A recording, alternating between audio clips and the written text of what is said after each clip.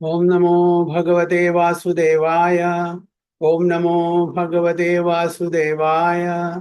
ओम नमो भगवते वासुदेवाय।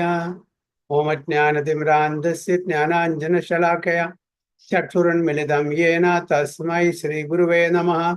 श्रीचैतन्यमनोभीष्टं स्थापितं येन भूतले स्वयं रूपा कदा मह्यं ददाति सुपदान्तिकं वन्देऽहं श्रीगुरुं श्रीयुतपदकमलं श्रीगुरुं वैष्णवांश्च श्रीरूपं साग्रजातं सगण रघुनाथान्वितं तं सजीवं साद्वैतं सावधूतं परिजनसहितं कृष्णचैतन्यदेवं श्रीराधा कृष्णपादान् सगण ललिता शिवशाखान्वितंश्च हे कृष्णा करुणा सिन्धु दीनबन्धो जगत्पते गोपेश गोपिका कान्द राधा कान्द नमोस्तुते तप्त काञ्चन गौरांगी राधे वृन्दावनेश्वरी वृषभानुसुते देवी प्रणमामि हरिप्रिये वाञ्छाकल्पतरुभ्यश्च कृपा सिन्धुभ्यः च पतितानां पावनेभ्यो वैष्णवेभ्यो नमो नमः। नमः ओं विष्णुपादाय कृष्णपृष्ठाय भूतले श्रीमते भक्तिवेदान्त स्वामिने नामिने नमस्ते सारस्वती देवे गौरवाणि प्रचारिणे निर्विशेष शून्यवादी पाश्चात्य देशतारिणे जय श्री कृष्ण चैतन्य प्रभु नित्यानंद श्री अद्वैत गदाधर श्रीवासादि गौर भक्त वृंदा हरे कृष्ण कृष्ण कृष्ण हरे हरे हरे राम राम राम हरे हरे नारायणं नमस्कृत्यं नरं चैव नरोत्तमं देवीं सरस्वतीं व्यासं ततो जयमुदीरयेत् नष्टप्रायेषु भद्रेषु नित्यं भागवत सेवया भगवती उत्तम श्लोके भक्तिर्भवति नैष्टिके मूकं करोति वाचालं पङ्गुं लङ्घायते गिरिं यत्कृपातमहं वन्दे श्रीगुरुं दिनतारिणं परमानन्दमाधवं श्रीचैतन्यमीश्वरं योऽन्तः प्रविश्य मम वाचमिमां प्रसूतां सञ्जीवयति अखिलशक्तिधरस्वधाम्नां अन्यां च हस्तचरणश्रवणत्वगादीन् प्राणां नमो भगवते पुरुषाय तुभ्यं जयदं श्रुतो पङ्गुर्मम मन्दमतिर्गति मत्सर्वस्य पादाम्बुजो राधामदनमोहनो तमादिदेवं करुणानिधानं तमालवर्णं सुहृदावतारम् अपार संसार समुद्र सेतुं गजामहे भागवत स्वरूपम् परमानंद पाठाय प्रेमवर्षीय क्षराय दे सर्वदा सर्वसेव्याय श्रीकृष्णाय नमोस्तुते गुरुवे गौरचंद्राय राधिकाय तदालये कृष्णाय कृष्ण भक्ताय तद्भक्ताय नमो नमः। हरि ओम तत्सत। हरे Krishna.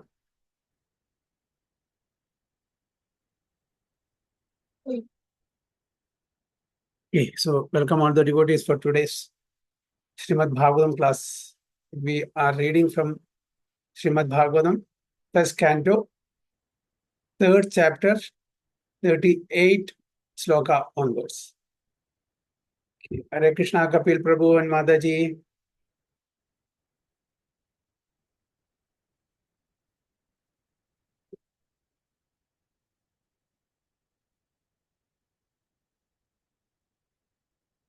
Hare Krishna, Kapil Prabhu. Hare Krishna Prabhuji, Dhanavad Pranam. So, we are reciting 38 sloka. Saveda dhatu padamim parasya duranda viryasya rathangapani यो मायया सन्ततयानुवृत्य भजेत तत्पादसरो जगन्धं सवेदधातु पडविं परस्य दुरन्दवीर्यस्य रथाङ्कपाणि यो मायया सततायानुवृत्य भजेत तत्पादसरो जगन्धं. Okay, Mayuri Mataji and Kapil Prabhu. Hare Krishna Prabhuji. Hare Krishna. सवेद धातु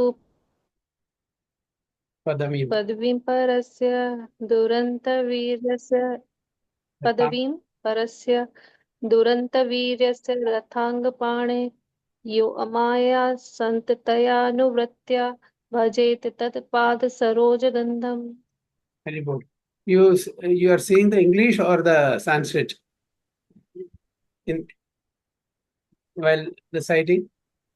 संस्कृत प्रभुजी. Sanskrit. Okay. Kapil Prabhu, Yes, translation. yeah. Hare Krishna Prabhu. Only those who render unreserved, uninterrupted, favorable service unto the lotus feet of Lord Krishna, who carries the wheel of the chariot in his hand, can know the creator of the universe in his full glory, power, and transcendence. Very good.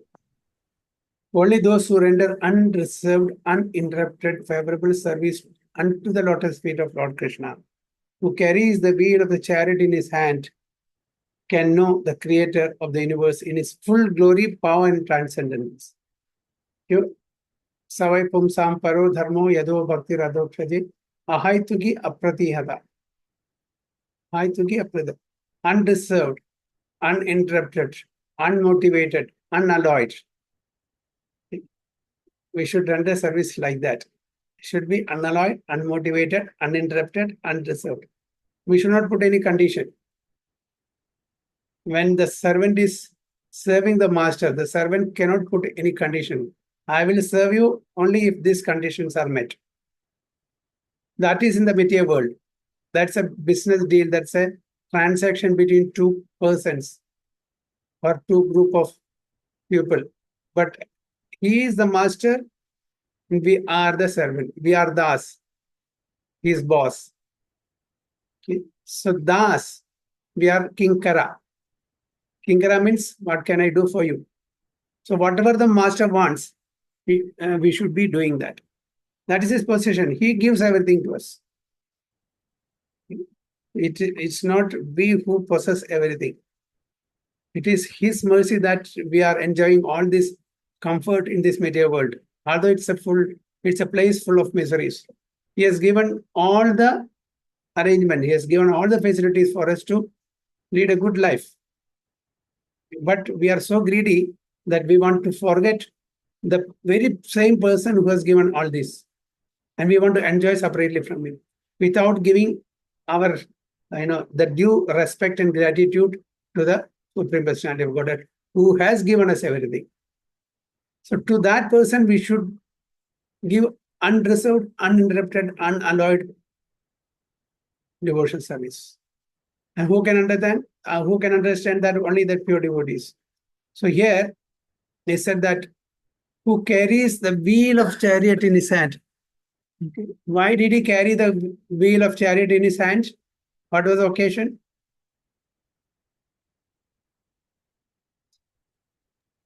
What was the occasion? Why did Krishna carry the wheel of the chariot in his hand and was running towards whom? Towards Bhishma Deva. Bhishma Deva was so aggressive. He wanted to kill Arjuna on that day. So aggressive in his, war tactics. Left, right, and center, he was shooting arrows. No, there was no way for Arjuna to come out of that. So he was determined to kill Arjuna that day. So Krishna could not see that. So immediately he jumped out of the chariot. There was a chariot wheel lying down. He took that and rushed towards Bhishma Deva. So Krishna, who carries the wheel of the chariot in his hand, can know the creator of the universe in his full glory and power and strength. So what is the name given to him? Ratha Anga Pane. Ratha Anga. The part of Ratha, that is the wheel. The one who holds the wheel of the Ratha.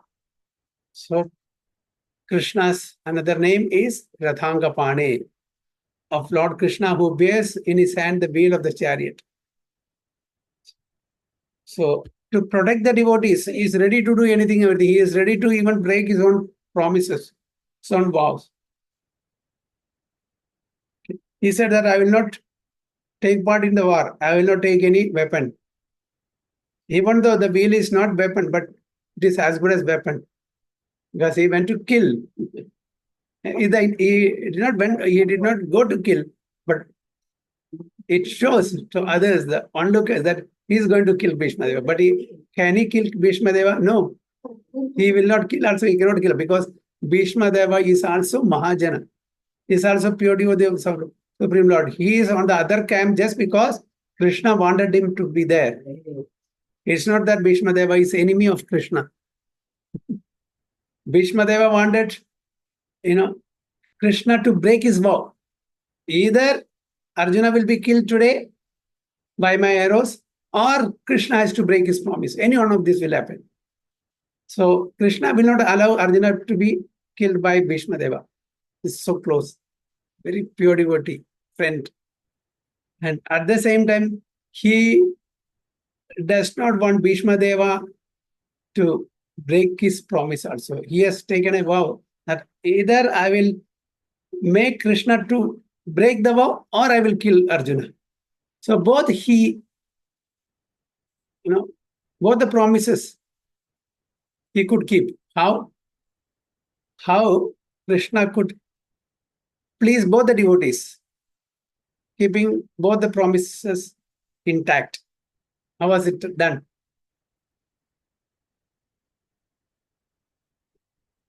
How was it done?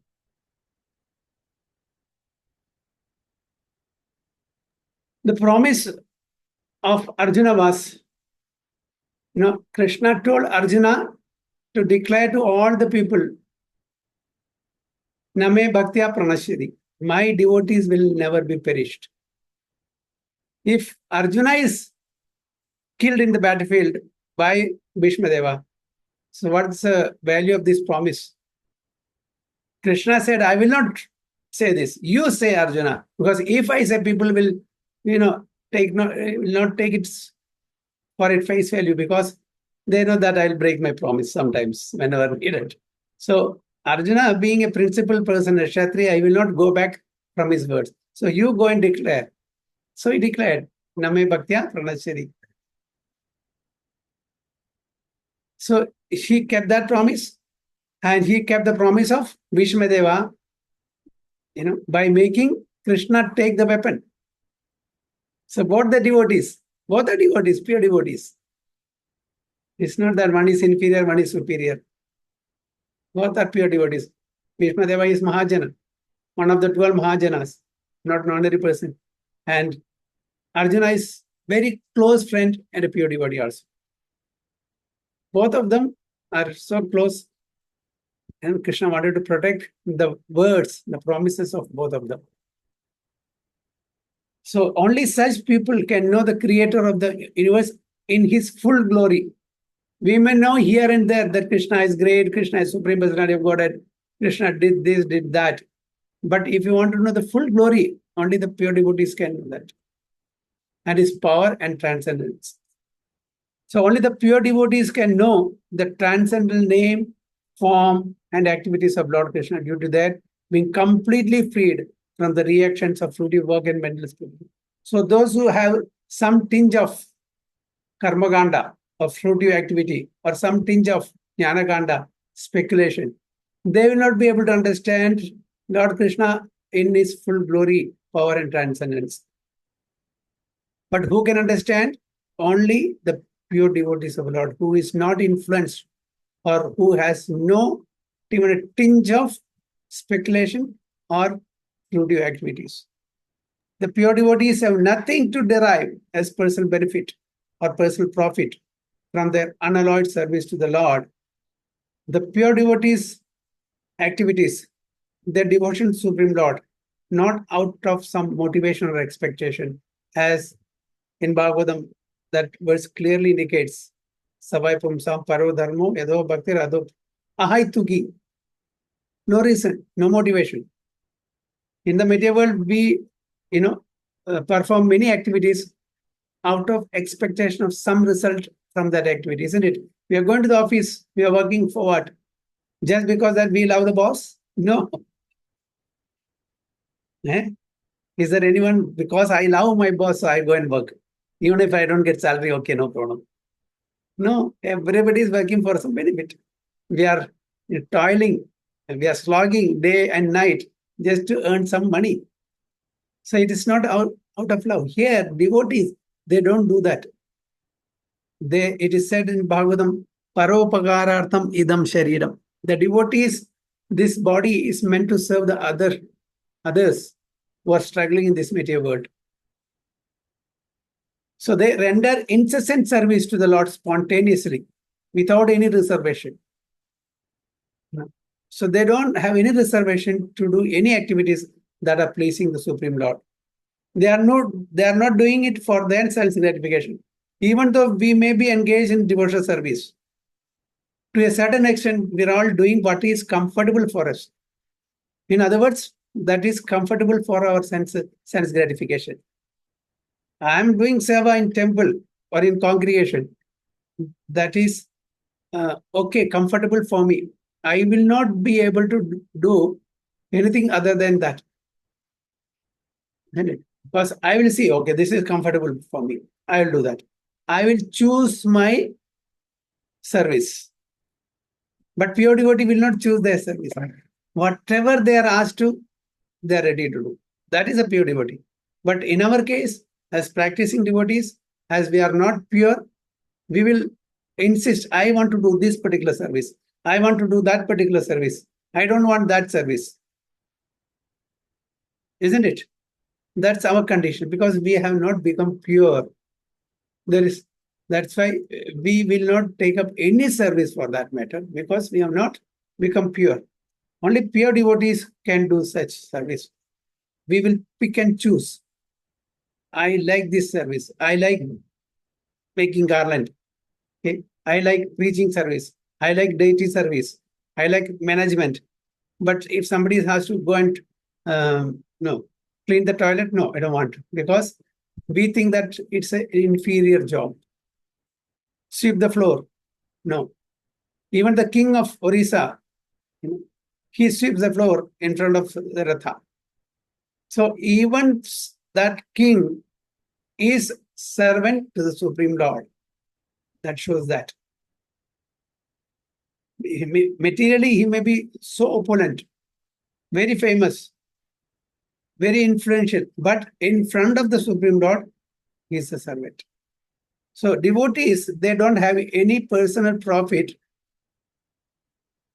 out of their service to the Lord. They render incessant service to the Lord spontaneously. Comes automatically. No one has to instruct them.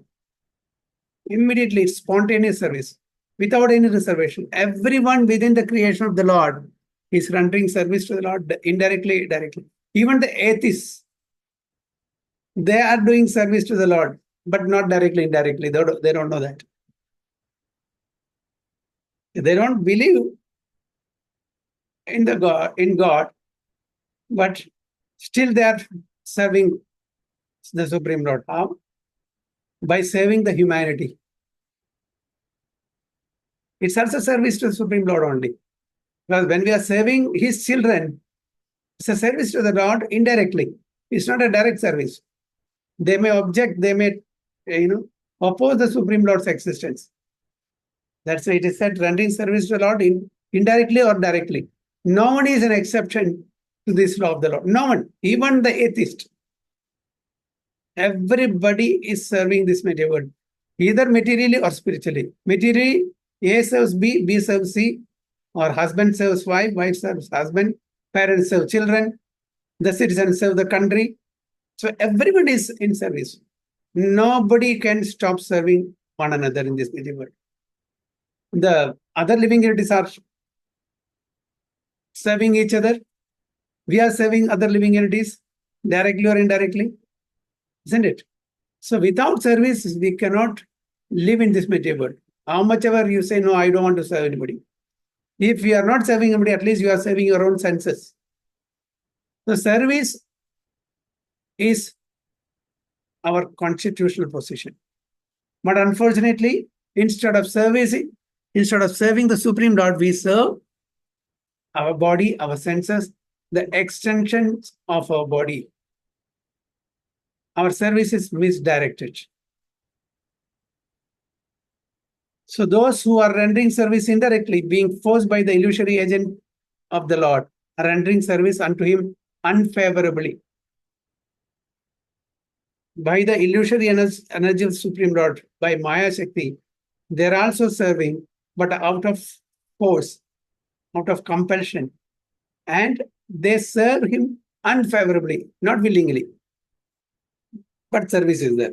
But those who are rendering service unto him directly, under the direction of his beloved agent, are rendering service unto him favorably.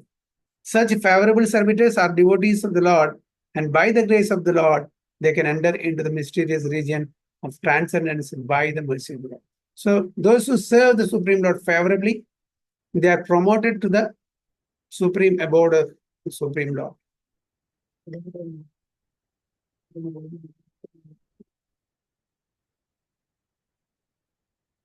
So they can enter into the mysterious region of transcendence by the mercy of God. So what is that mysterious region? Why it is an adjective given here?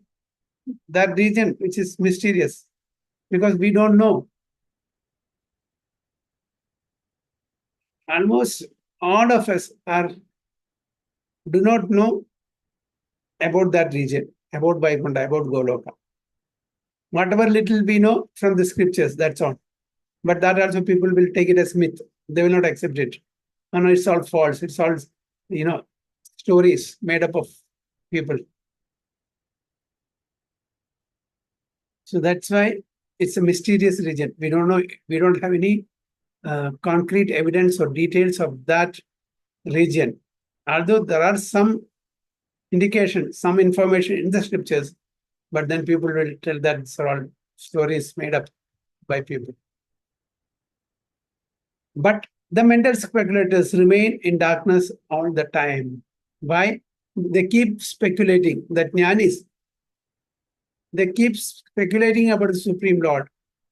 They will say, he is Shakti, he is Nirguna, he is Niragara, he is Nirvishesha.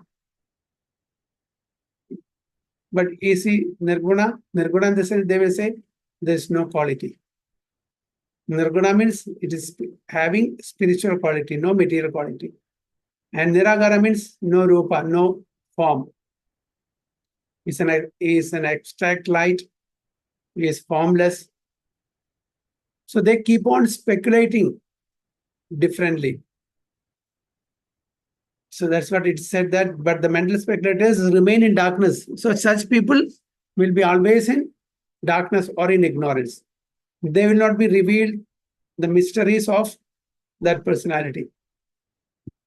As stated in Bhagavad Gita, the Lord himself guides the pure devotees toward the path of realization due to their constant engagement in the loving service of the Lord, his spontaneous affection. Dadami buddhi yogam dam yenamam upayantiti. That is the secret of entering into the kingdom of God. Fruitive activities and expectation are no qualification for entering. So only pure devotees can enter into the kingdom of God. They are the only eligible people to enter into the kingdom of God, not the mental speculators, not the fruitive performers. Hey, Krishna, so any questions or any comments on this?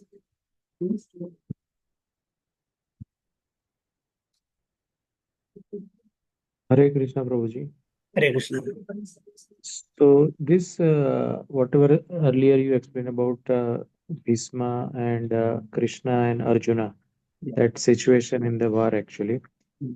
So, but still at the end, I think even though Lord Krishna went towards Bhishma ji with that, but I think Arjuna killed by the arrow. Means like what happened actually after that? No, Means like Bhishma, you mean? yeah, Bhishma was killed by the arrow of the Arjuna, right? No, he was not killed. He took Okay. Shikanti was put in front of him afterwards, later. Okay. Then, so he will not wage war against ladies. That is his vow. Okay. So Krishna knows all these things. So very tactfully, Krishna arranged Shikanti, to be placed in front of Bhishma. So he kept his bow down. He stopped war. Okay. That was in Shikanti is in the previous life Amba, whom Krishna had abducted. Amba, Ambalika, Ambika. Yeah.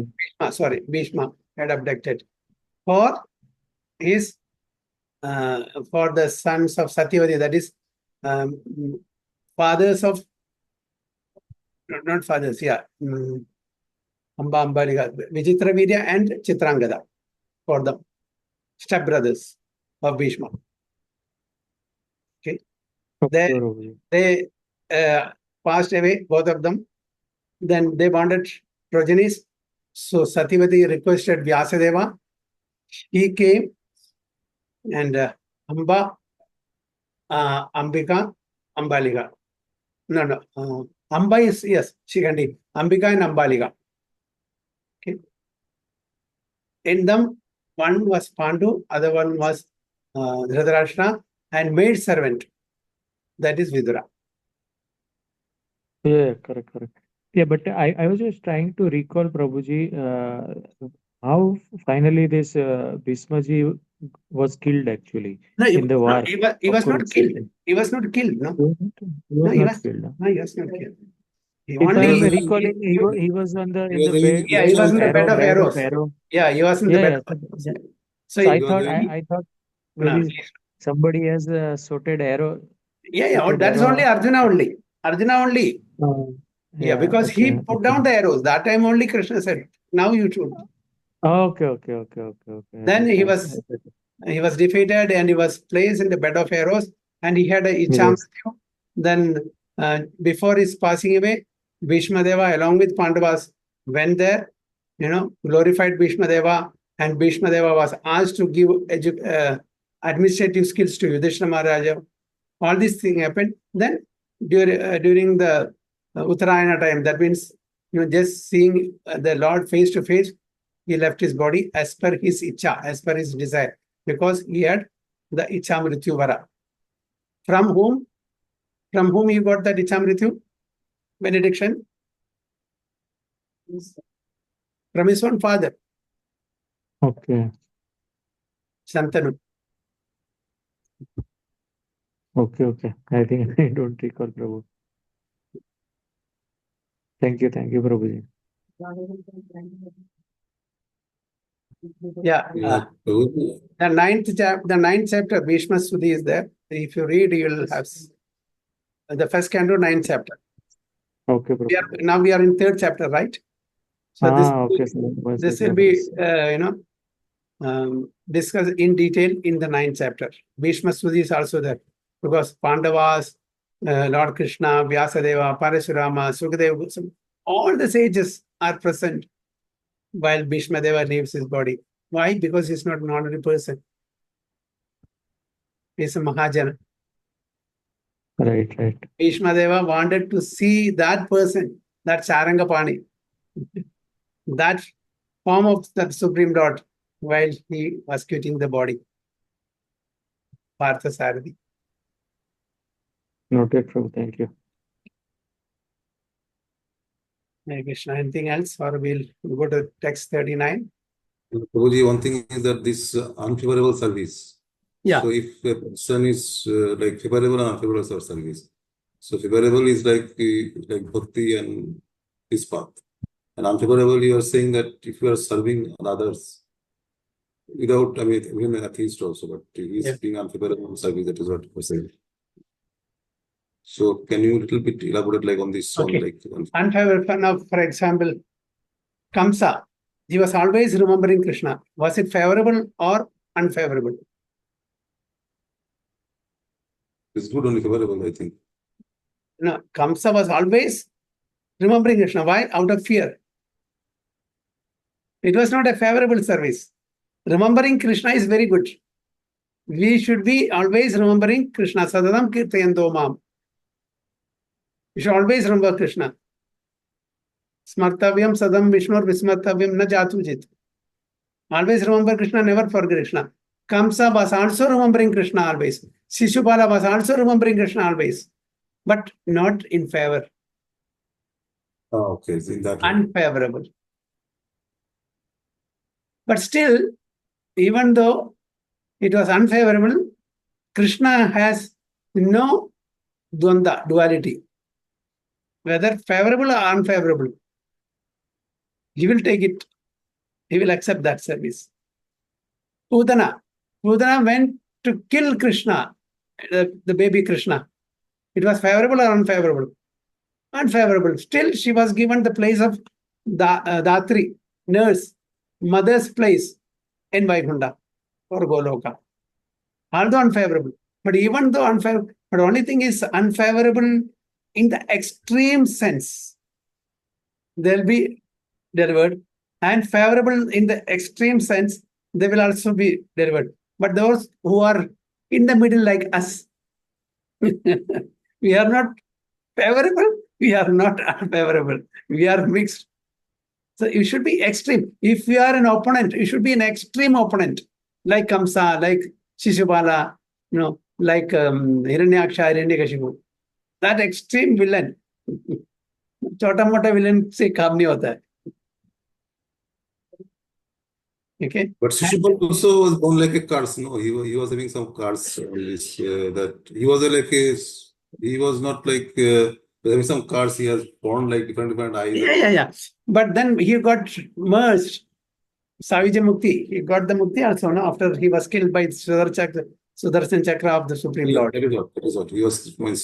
So although it is, but in our case, in material sense, if we have a enemy, we will give them liberation. We will think of them something nicely. Okay, let something good happen to my enemy. We will never think in that way. Okay, my enemy should be the best person in this world. Let him get a big bungalow, a big car. This will we think that way? We'll think whatever possible bad should happen, it should happen to him. That is a material calculation. But here, Krishna is Samoham Sarvabhuteshu. Samoham. He is equal to everyone. He has no enemy, he has no friend. He is neutral. So if at all we want to be envious of Krishna, we should be number one enemy. Number one enemy. Like Kamsa, Ravana, Hiranyaksha, Hiranyakashipu, like that. Then we'll be killed by Krishna. Because we are not that extreme, and nor we are pure devotees also. That's the problem. The people in the middle get stuck. Famous people are so famous for their good deeds, intelligent people, okay, wealthy people, very beautiful, handsome people, they are famous. And those who are dacoits, those who are very big criminals, they will be famous. But what about us? Are we famous? We are not famous. So we should be extreme of any of these two. So there are people to protect both the class. The criminal also, there are big lawyers to protect them because they get good money. And there are big lawyers to protect the rich also. What about the people in the middle? Nobody said to ask. We are peaceful people in between. What is that? We are peaceful people in between. Yeah. So favorable or unfavorable, Krishna doesn't see that. But it is always good favorably. Because that's where we can express our loving relationship. That's always good. So from unfavorable, we should come to favorable. And indirectly, people are serving, even though they don't believe in the existence of God. Because when we follow the rules and regulations of the material nature, which indirectly is the rules and regulation of the Supreme Lord, they are serving the Supreme Lord indirectly. See, now I'm telling, okay, I don't believe in the chief minister. I don't accept. But the chief minister has, put some rules and regulation in the city. When you see the red light, you are not supposed to take your car, you have to stop. Am I not following the instructions of chief minister? Indirectly? Isn't it? Similarly, following the rules and regulation of the material nature is following the instructions of the Supreme Lord indirectly.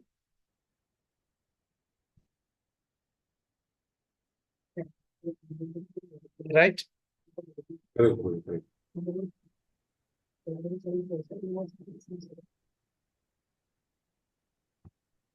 we'll go to 39. Nateha dhanya bhagavanda itham yadvasudevakila lokanathe kurvandi sarvatmagamatma bhavam nayatra bhuya parivarta bhugram ateha dhanya bhagavanda itham yadvasudeve khila lokanathe kurvanti sarvatmagamatma bhavam nayatra bhuya parivarta bhugram. Okay, Jivashri Mataji and yeah, Vivek Prabhu. Hare Krishna Prabhu. Hare Krishna. Adehadanya Bhagavanda Idhatam Idvasudeva Akhila Lokanatha Kurvandi Sarvatma Atma Bhavam Nayatra Bhuya Pavitra Ugra. About Hare Krishna Prabhuji. Only by making such inquiries in the world, in this world, can one be successful and perfectly cognizant.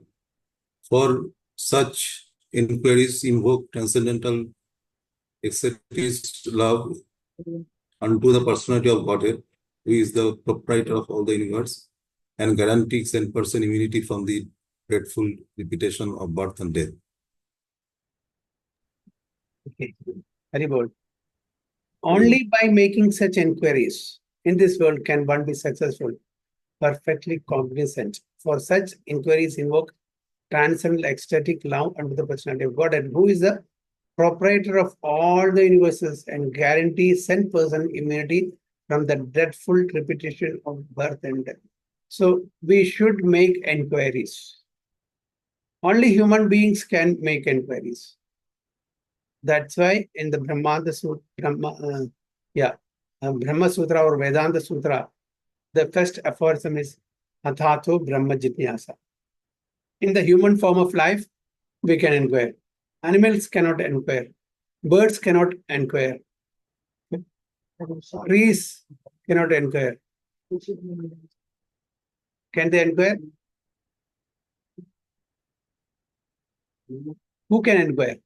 Who has the capacity to inquire? Human beings, sir. Human Only beings. human beings. Only human beings. They can inquire. Why am I suffering? Why am I in this way? Why I am not rich? Why the other person is rich? Why he has all the facilities? Why I have no facilities? Is God partial? No, we can ask. No, we have to inquire. Why somebody is very rich? Why somebody is even starving for one-time food? Why some people are handicapped? Why some people are very healthy and living a luxurious life? So all these inquiries, who am I? Who is God? What is his nature? What is karma? What is kala? These are all questions one should ask. But we don't have time to ask this question, nor do we have any intelligence to ask these questions. Most of us. So these questions can be raised only by human beings. That's why it is said, Atatho Brahma Jidnyasa. If we want to know the Brahman, the Supreme Lord, and his material nature, and his children like us, then we should read the scriptures.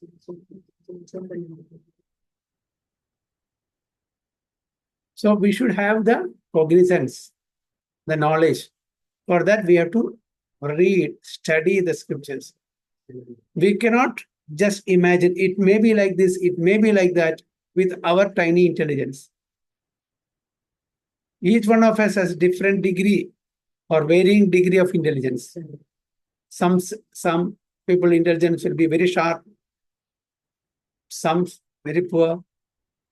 So we may have differences of opinion. But should we use our intelligence to understand things? No. We should use our intelligence to understand things in the right perspective from Guru, Sadhu, and Shastra. Don't speculate. Just like when we get new equipment, so let's say medical equipment, with that comes an operation manual. Very sophisticated medical equipment. Can we operate it without referring to the operation manual? Can we? Which is used for surgery. We cannot. Similarly, in this material world, in this universe, so complex system, to live in this material world, we should have some guidance. So that guidance is given in the scriptures. So in a nutshell, if you want to know how we should live in this material world, a small book, Bhagavad Gita, as it is given. It is the essence of all the scriptures. So read that, understand it, contemplate on it, try to practice what is given in that, then we are successful. Otherwise, as it is mentioned here, we will have to undergo the birth and death cycle. So if we understand that, we will be getting 100% immunity. 100% immunity from the dreadful repetition of birth and death. So if you don't live like a human being, although we have the body of human being, then we'll have to undergo the vicious cycle. But having begotten the human form of life, we should live human, not animal. Then we can put a full stop to the vicious cycle of Janma, Mrityu, Jara, Vyadhi. So the inquiries of the sages headed by Shaunaka are herewith praised by Siddha Goswami on the merit of their transcendental. So these inquiries are put forward by whom? The sages headed by Shaunaka Rishi.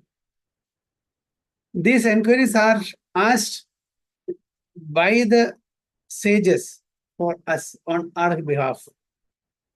They know that in the age of Kali, okay, we are all rejected. Kali Yuga rejects. We will not have the intelligence to ask even questions.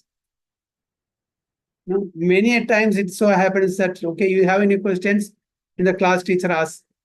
The children even doesn't know what to ask. So are we. We don't know what to ask. So on behalf of us, Shaunaka Rishi is asking question to Sutta Goswami, so that all our doubts will be cleared. So as already concluded, only the devotees of the Lord can know him to a considerable extent, and no one else can know him at all. So the devotees are perfectly cognizant of all the spiritual knowledge, because the devotees will only go by Guru, Sadhu, and Shastra. In the material world, even the scientists, the so-called scientists, what do they follow? Only the gross level of knowledge, isn't it? That can be experienced by their investigation, research. That can be proven by their research. They do R&D work, and they go by logic. They don't go by scriptures. They go by logic. They go by their experiment, research, and everything. And if they cannot prove, they will not accept it.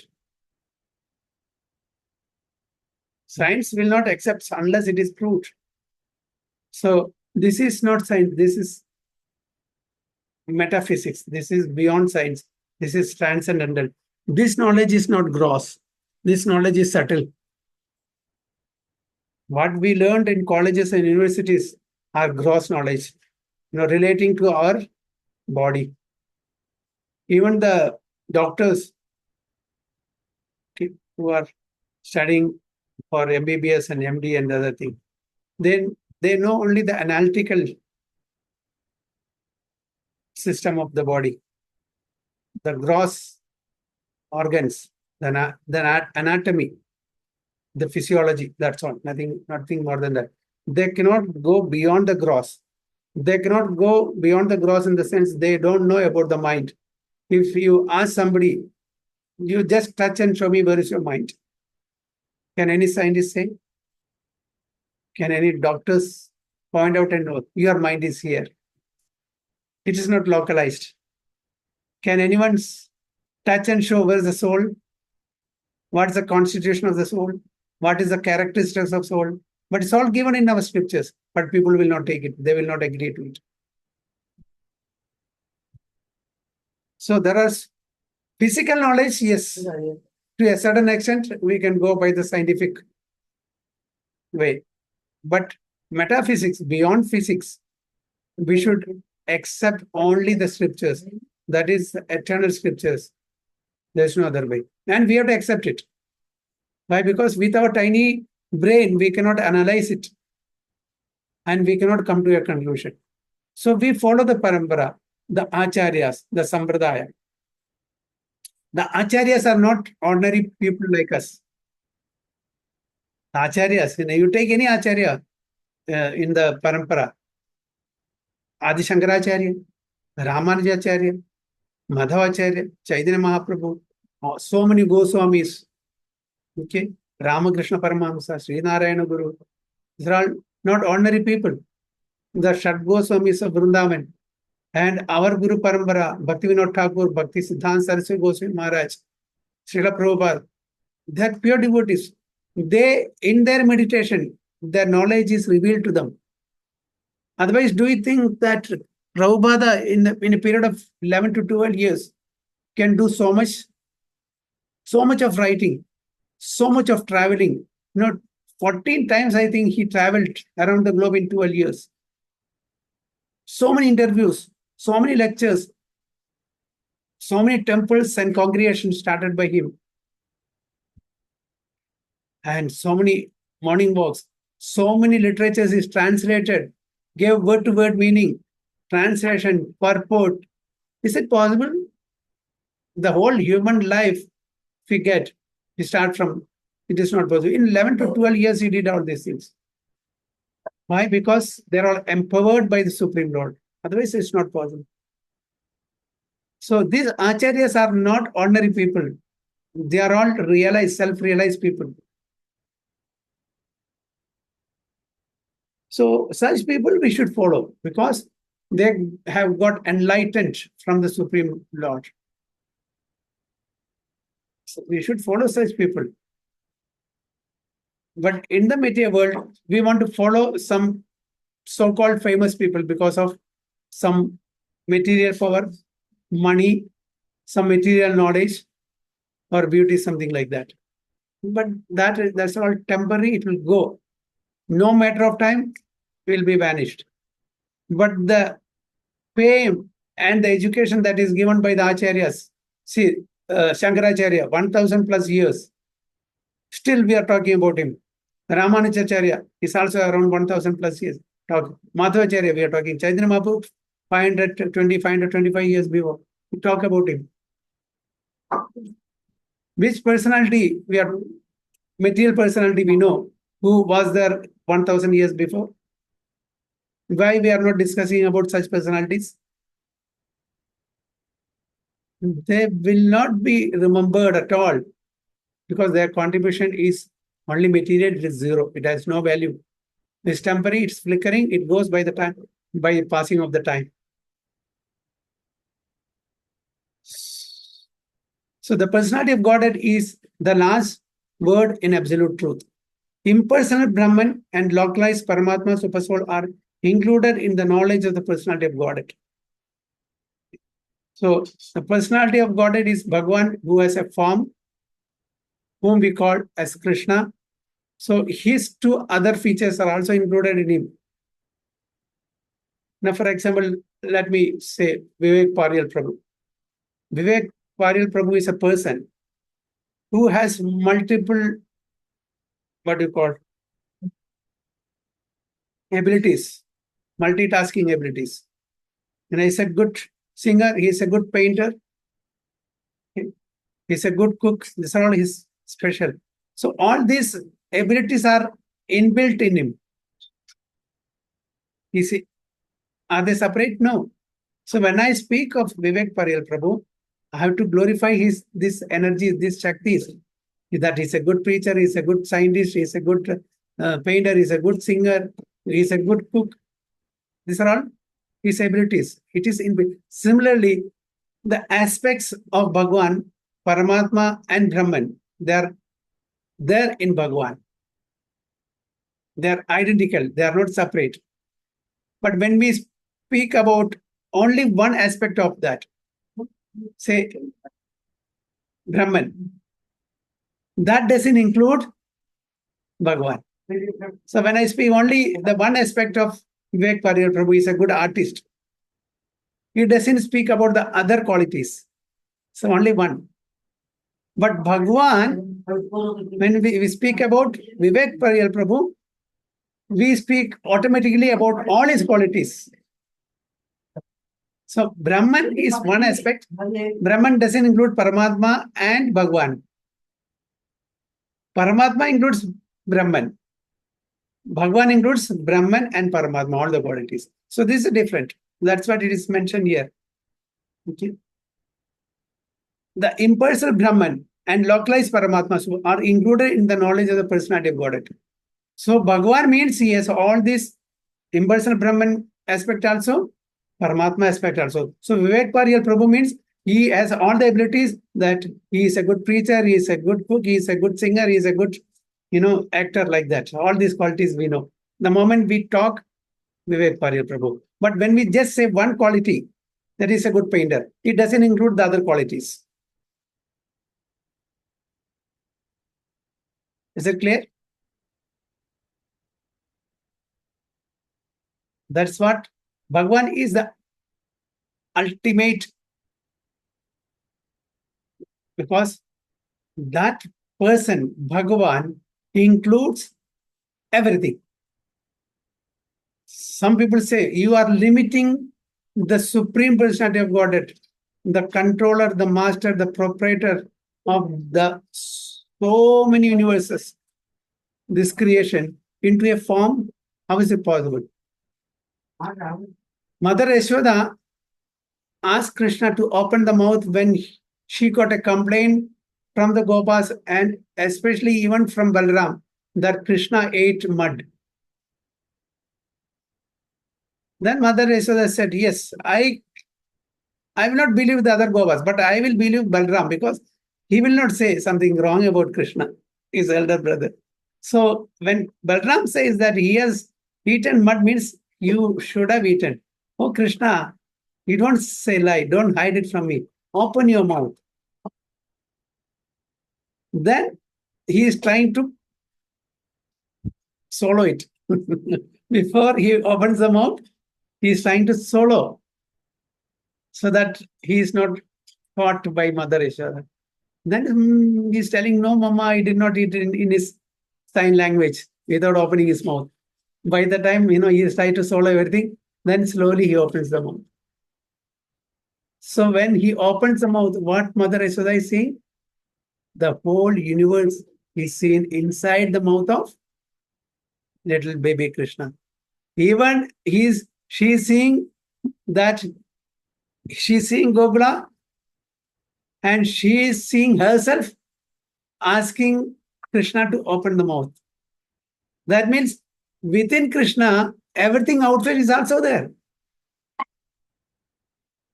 So what do we understand from this? It's not that we are limiting Krishna, who is the controller, who is the creator of all the universe. Within Krishna, all the universes are there. And he is there in everything also. So it's not that we are limiting Krishna to a form. Just like, as we always say, in the seed of a banyan tree, such a gigantic tree is hidden. Can we see it? Such a small, it's a sesame seed-like seed of the banyan tree. In that seed, the gigantic tree is hidden. Similarly, in the personality of Godhead, the whole universes and the whole creation, both spiritual and material, are there. That is what Yashoda Maya saw in the mouth of Krishna, the whole universes. She is even seeing Gokula, she is seeing herself asking Krishna to open the mouth.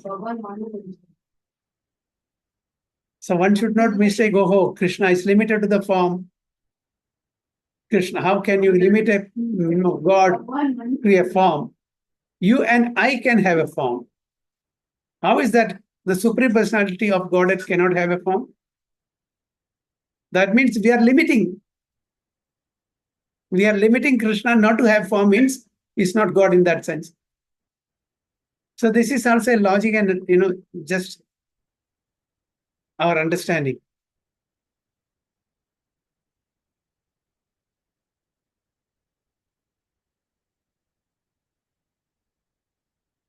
So the multipotencies and his where it is his multipotencies and his expansions.